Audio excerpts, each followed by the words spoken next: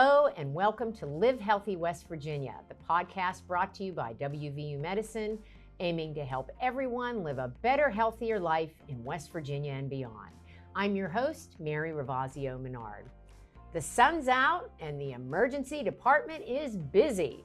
When the weather gets nice, people tend to be more active and EDs usually see an increase in visits.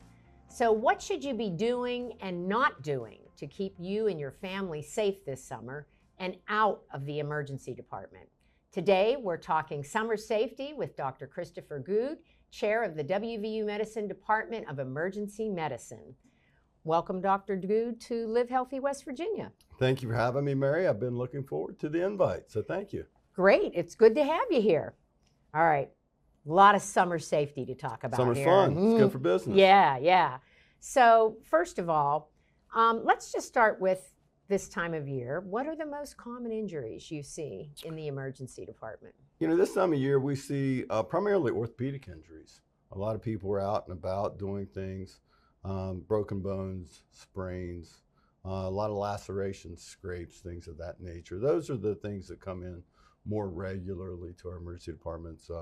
As people are more active, doing more things outdoors, we also see your common sunburn, and then the bad things come in as well here and there. Some of the fireworks related stuff, some of the boating mishaps, things of that nature. But for the most part, it's sprains, strains, scrapes, broken bones, things of that nature. Okay. Now, I understand that a lot of these injuries can be prevented. And I did read some good preventive advice.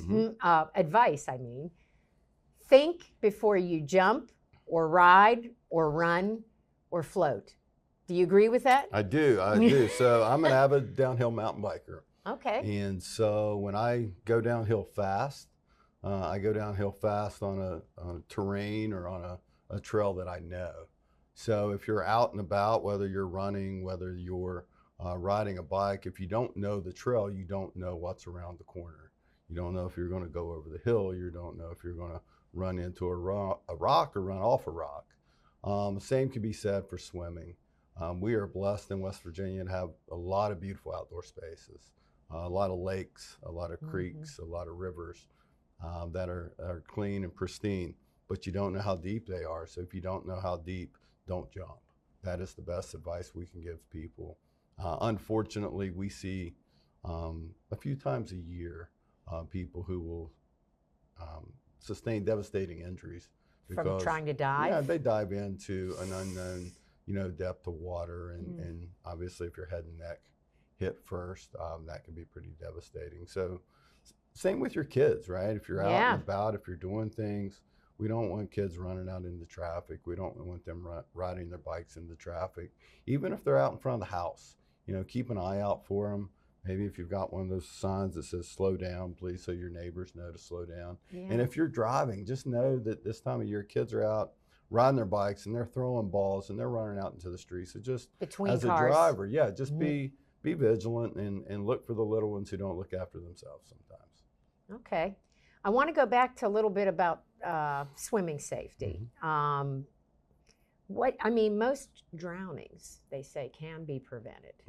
So what's the best way to prevent drowning? Don't swim anywhere by yourself. Never swim alone. Don't swim in water that you don't know. Unfortunately, just in the last 24 hours, there was a drowning here locally. And the individual was trying to swim a distance, right? So you may look, and that other shore may not look that far away, but you get halfway there, you get a cramp, you get tired. So don't swim, never swim alone. Don't swim in areas that you don't know well. And unless you're Michael Phelps, I would consider don't swim without a life jacket or some kind of flotation device, because anything can happen. You can be out for a short swim from the boat to the shore and get a cramp in your leg, and what happens? Unfortunately, bad things can happen. Yeah. So really the best thing is don't swim alone, and unless you're an expert swimmer, always have a flotation device or some kind of life jacket available to you. What about pool safety for our kids? Because I understand, little kids can drown in a kiddie pool or even the bathtub, right? They can. That has to do with sometimes the way your body responds when you get air into your upper airway or into your lungs. But the best thing you can do is be vigilant as the adult. Watch your kids, make sure that you've got all your doors locked. So if you go inside to have lunch and you bring the kids in with you, make sure that the patio door is locked so that toddler who's curious just doesn't go out because they want to get back in the water. They want to go get their favorite toy. And they reach over to grab their favorite toy, and the next thing you know, they're in the water. Also be mindful about how your pool cover works. So some of the pool covers are taut. They're very firm, which is really nice and will really hold a young child or a toddler. But if you have a soft pool cover, just please know that that's a risk 24 hours a day, 7 days a week. So the best thing we can do is we can be vigilant and watch our kids closely. The other thing is, it's never too early to teach them how to survive and how to swim in water. We've all seen the videos of 9-month-old and 1-year-olds, and you toss them in the water, and the first thing they do is flip on their back. And they can teach them to do that at a young age. So if you have the opportunity, we can all be safe, but if you have the opportunity, teach your kid how to swim. It may save their life or may save someone else's. What about when you're out on the boat and you think you're a really good swimmer? Do you have to wear a life jacket? You should. So again, in the last 48 hours, we had an incident here in north central West Virginia where 2 boats collided. Ooh. In the dark. So you may be a great swimmer, but if you run into something, if the boat runs into something, runs into another boat, runs ashore, and you get knocked out and get knocked into the water, a life jacket may help you survive. If you get injured in some kind of boating incident, a life jacket may help you to survive. And again, back to just know how far you can swim and how far you need to swim. If you get a cramp 15 yards from the boat, a life jacket will save your life. So, there are a lot of different options out there, a lot of great life jackets, a lot of comfortable life jackets. Mm-hmm. So for the adults, please, unless you're really confident in what you're doing and where you are, consider wearing the life jacket, but especially put them on your kids because you don't know what could happen, and it could happen in a flash. Okay, good to know. Now, I know this might sound like this is from the files of duh, but let's talk about sunscreen. I mean, sunburn can turn into a really serious injury, can't it? Sunscreen is very, very important, and sunburn can be really, really bad. So most people are under the false pretense that sunscreen works by laying on your skin. It doesn't. So you should put your sunscreen on when you're getting dressed in the morning. So if you're going out to play golf, I like to play golf. So I put my sunscreen on before I leave the house. That's 15, 20 minutes, 30 minutes before I'm getting ready to tee off. If you're going to the pool, when you're putting on your bathing suit or you're getting your kid's bathing suit on, that is the time to lather everybody up. Why? Because the sunscreen actually, not only, some of it's topical, but for the most part, it's actually absorbed into your skin. Okay. And that's how it helps. Interesting. That's how the SPF, or the sun protection factor, can assist. So that you actually want it to absorb into your skin. That's why you don't really want to put it on right when you jump out of the pool when your skin is wet, because it'll wash right off and won't be absorbed. So you want to give it the opportunity to absorb, and you want to reapply probably every 2 to 3 hours, depending on how intense the skin is and whether you're exposed all the time. And when you do reapply it, again, you want your skin to be dry. You want to apply it. You want to let it sit for at least 5 or 10 minutes and let it really soak into your skin before going back into the water. Well, that's all good advice. All right, let's talk about trampolines. Trampolines are Where great. do you stand on trampolines? They're great for business. Trampolines are fun. Trampolines are something that we all enjoy. Everybody likes that feeling of flying. Yep. Couple things with trampolines you need to be mindful of.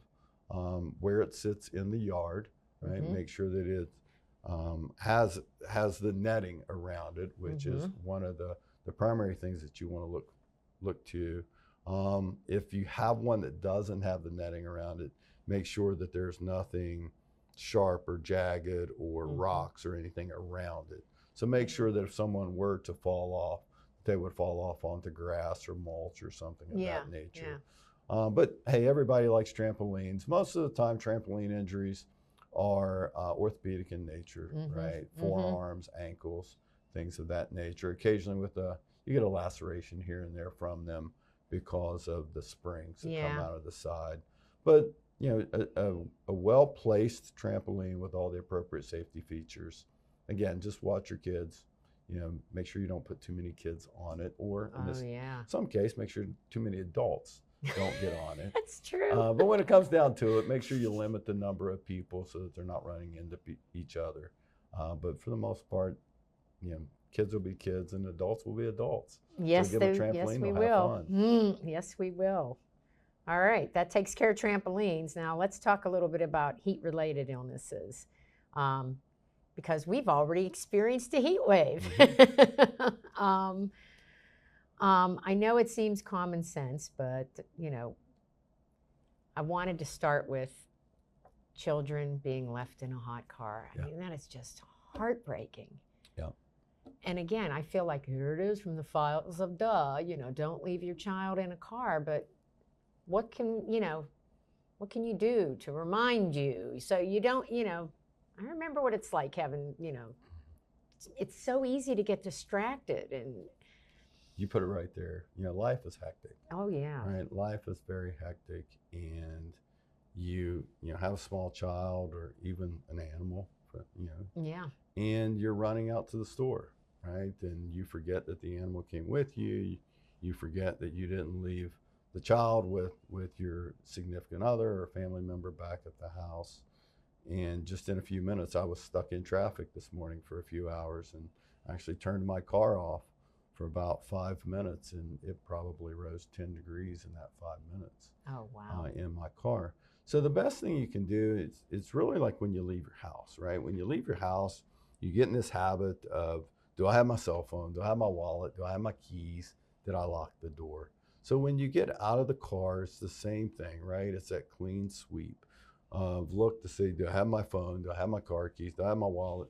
Let me look in the back seat and make sure nothing else is back there, right? Because, you know, that might be that one thing that just slows you down for that 1 second that you turn and you look and you're like, oh yeah, you know, my nephew's with me today, or I'm babysitting, or you know, I brought my child because I'm running this quick errand, and no errand is ever quick. No, that's so for sure. If you're getting out of the car, you know, take your humans and your animals with you, because the temperature can go up really quick, especially this time of year. I've even heard people recommend putting your purse in the back seat, or your phone. Or my wife puts her purse on the console to where the purse actually sits almost in the back floorboard. Oh, I know. Yeah. So it makes her kind of turn and look and make sure that the car is empty when she gets out. And some of the newer cars even have alarms now, don't they? Yeah, like some of the internal sensors and stuff. It'll tell you if you left something in the car. Good to know. Good to know. All right. So, speaking of heat waves, what's the best way to stay cool during a heat wave? Stay inside. I know, but what if you have an outside working job, you know? So first and foremost is stay hydrated. I'm going to do that right now. Exactly. So we were just talking about not being young anymore. And I can remember 35 years ago when I played football, it was you weren't tough if you drank too much water. And now we know the science is so much different. Oh, God. So you want to drink plenty of water. There's also clothing that can help. Again, if you have the opportunity, the means. I know a lot of the construction companies, especially. I grew up doing construction, putting water lines for a few summers. And you learn how to stay cool. So some of the cooling towels and things that you can use, that you can put around your neck, and you can replenish those through the day as they dry out. Yeah. The other thing is to wear a light hat to keep the sun off of you. Reflect the light. Yeah, hopefully Yeah. a white one, something that's light, and if possible, something that's a full brim hat as well, to keep that sun off of you. And then, get out and get into the shade every chance you get. When you're working 8, 10, 12, 14 hours a day out in the heat, that is sometimes difficult to do. Yeah. But find shade where you can, find hydration where you can, and then use technology to your advantage, and hopefully have some cooling opportunities through the day, be it through a cooling towel, be it through getting in the shade, be it getting into the truck or whatever for a few minutes just to cool off. Well, what are the symptoms of heat sickness? How do you know when you're in trouble? So everybody starts to feel a little lightheaded Mm-hmm. when that heat gets to you. You'll get a little lightheaded, you'll get a little dizzy. Those are probably the things that people notice the most. You'll notice that you're sweating profusely, which is a good thing. That means you're still hydrated. It's when you notice yourself that you're not sweating anymore, that your mouth becomes very dry, that when you bend over and stand up, you get really dizzy. Those are things that start to lead from what we would call heat exhaustion.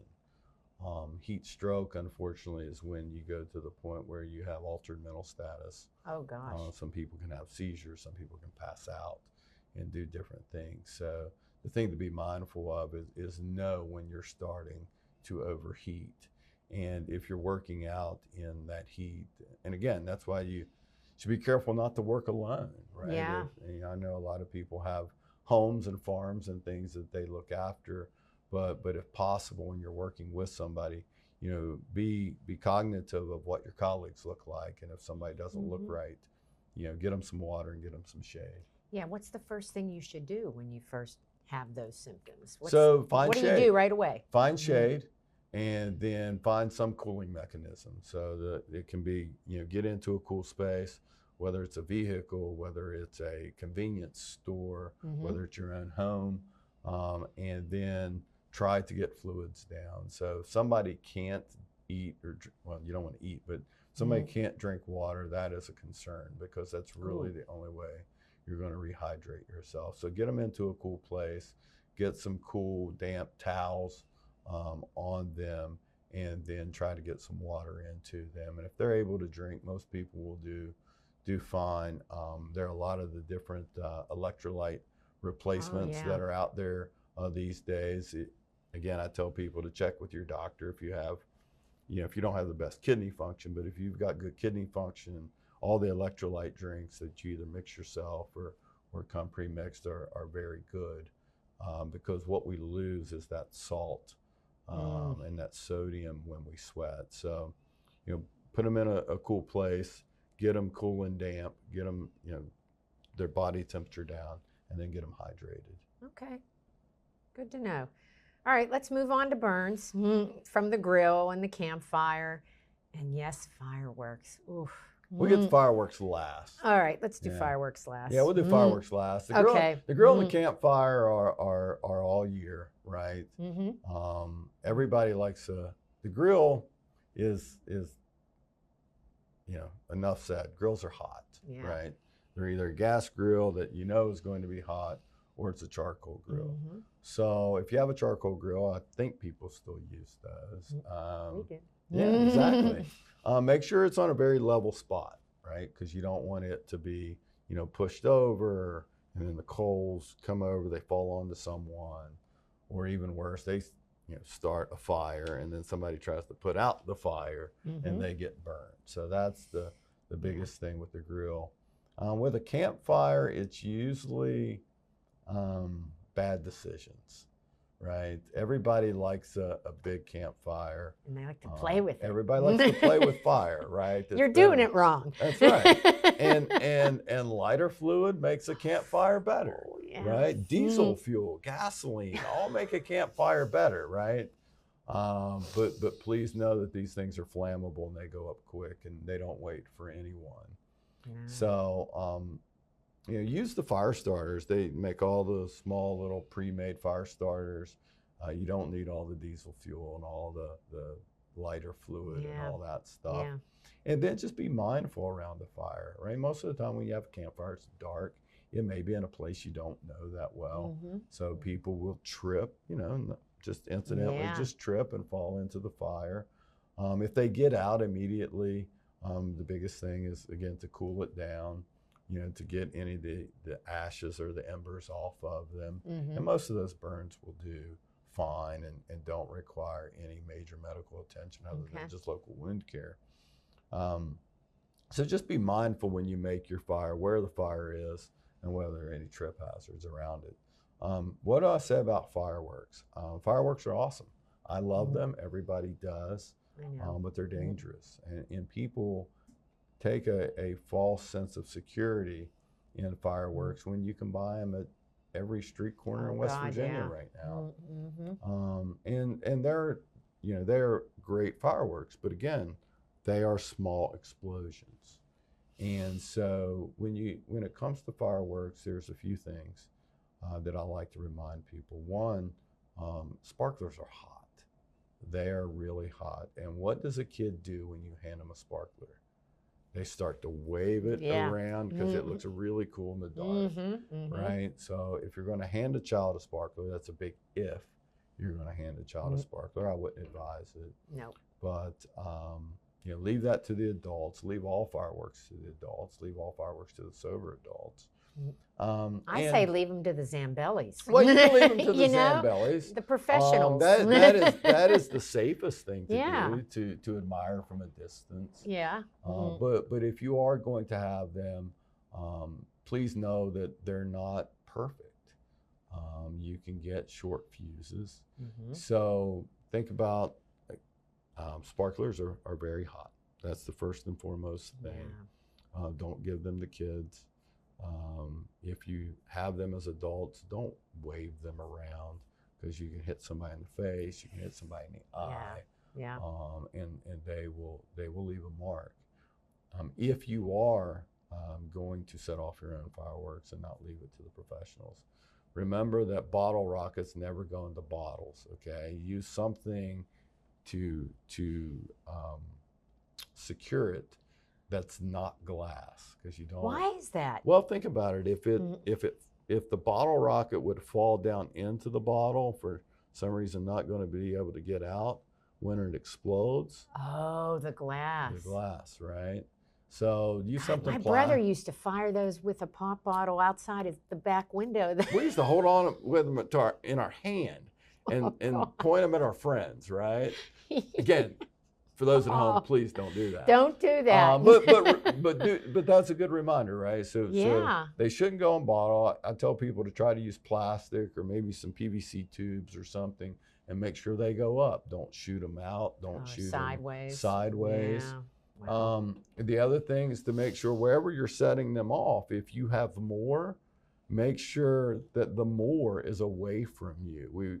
You see it every year on YouTube or something about the family who's setting off fireworks and one goes astray and drops in the box that has all the other fireworks in it. Oh, God, yeah. And creates, gets picked up on somebody's Ring camera and we all look at it on TikTok.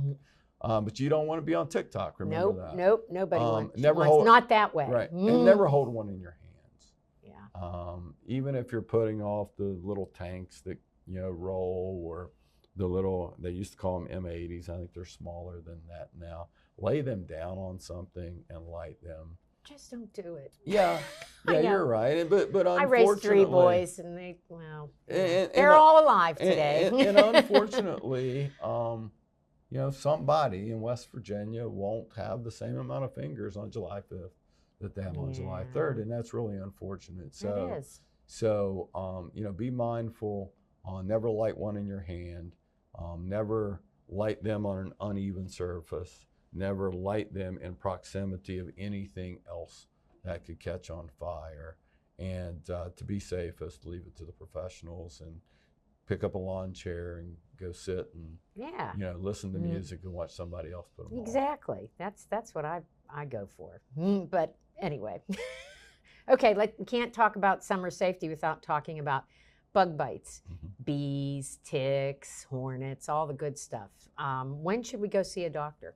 So the biggest thing is to make sure that anyone in your family that has a allergy to you know, wasp or bees or anything like that, and has an anaphylactic allergy, make sure that you have an EpiPen with you all the time. So that's the thing that I like to remind everybody of. For most people, a bee sting is not going to be the end of the world, right? It may hurt. You put some ice on it, you know, it'll feel a little bit better. Sometimes if you know, feeling like it's swollen, take some, you know, Benadryl, put some Benadryl cream on it. Do you have to remove the stinger? No. That's an old wives' Yeah, tale, huh? I don't. Just it'll be fine. Okay. Right, and we don't have the what do they call them? The African something bees. The killer bees. Killer bees. Yeah. So they're now. They haven't made it here yet. They're now in 13 states. Yeah. A gentleman in Texas actually just died.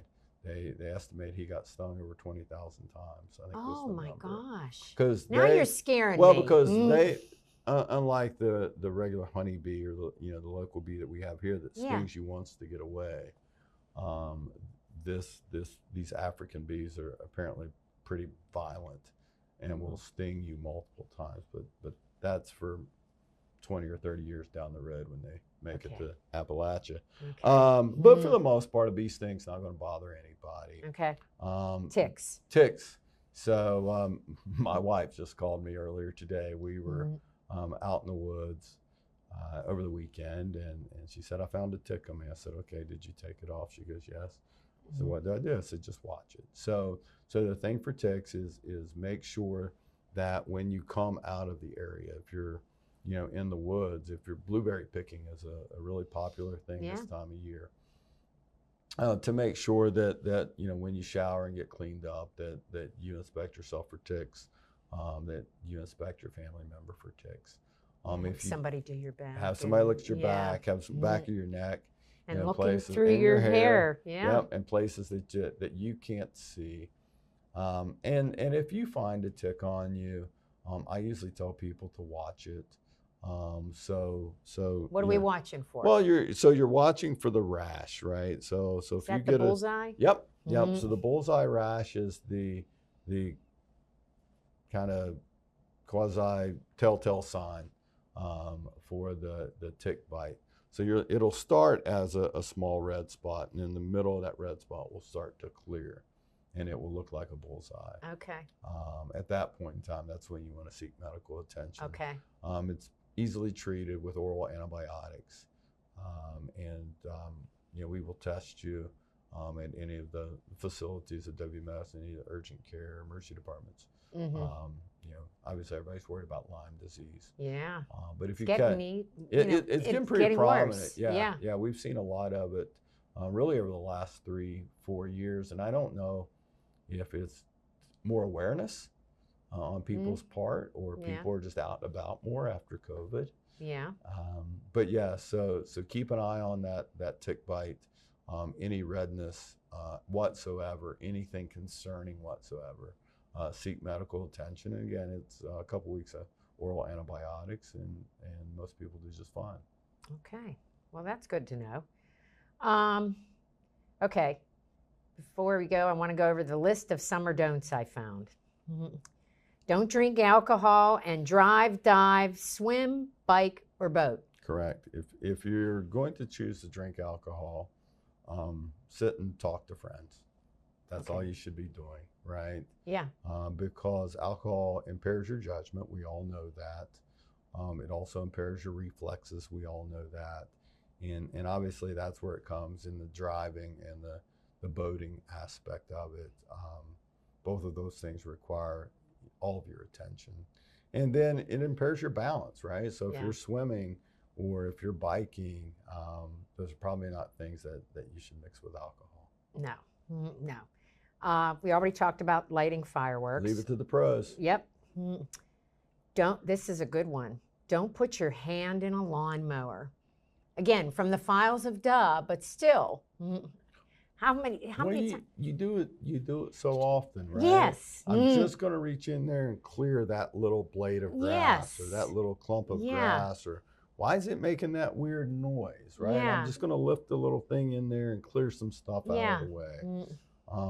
Unfortunately, that comes into the area of, it's something that we do all the time, right? We cut Yeah. our grass all the time. In the winter, we use snow blowers all the time, right? And I've done it before. I'll get away with it again.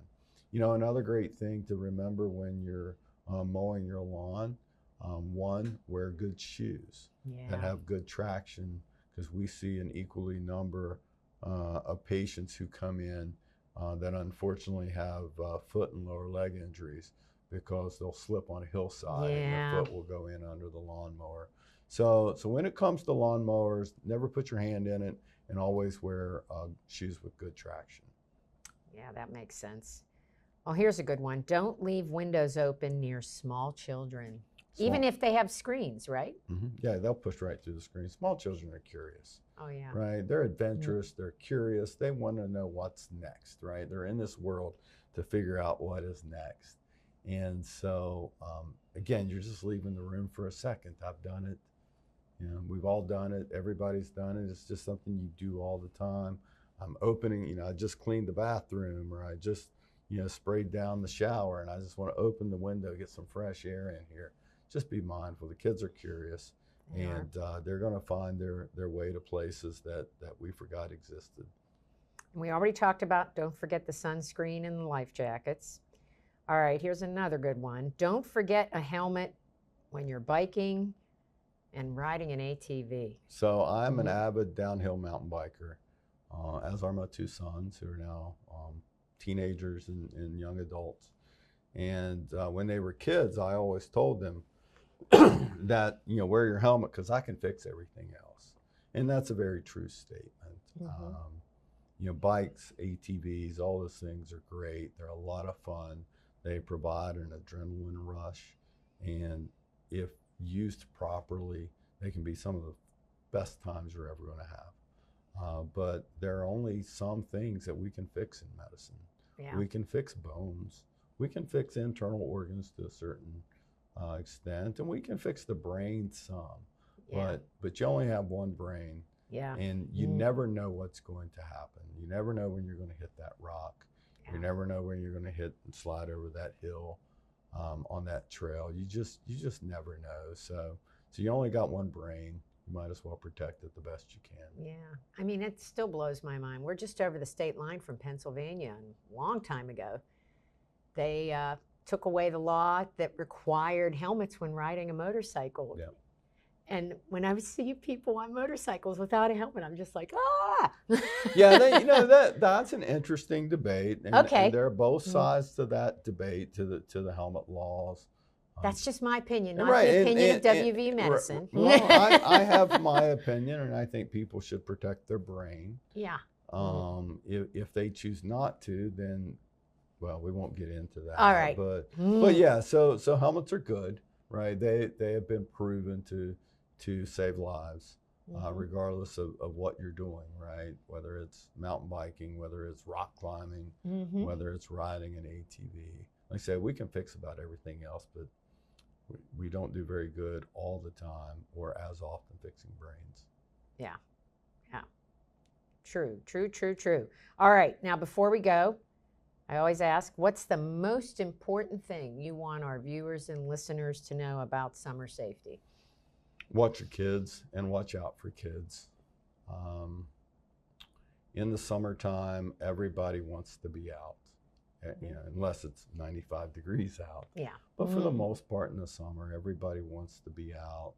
They want to be having fun, adults, kids, with their friends. But the thing that I would want to remind everybody is keep an eye out for your own kids. Keep an eye out for everyone else's kids, because kids are kids. Right, they're going to have lapses in judgment. They're going to run out again. They're going to run out in front of the street, in front of you on the street, looking for the ball. They're going to ride their bike around that corner and take that wide corner. So we want kids to be kids, but most importantly, we want the adults of the world to not only look after their own kids, but look after everyone else's kids as well. Good advice. Great advice. Thank you so much for sharing all this information. Hopefully we will all have a safer summer because of your advice today. Thank you. I enjoyed it. Well, I enjoyed it too. Thank you for coming here. That brings us to the end of this edition of Live Healthy West Virginia. If you're looking for more information about WVU Medicine, visit wvumedicine.org. And to find the latest episode and all episodes of Live Healthy West Virginia, visit wvmetronews.com/podcast or on the Metro News TV app. I'm Mary Ravazio Menard, and on behalf of Dr. Goode and everyone at WVU Medicine, thanks for joining us.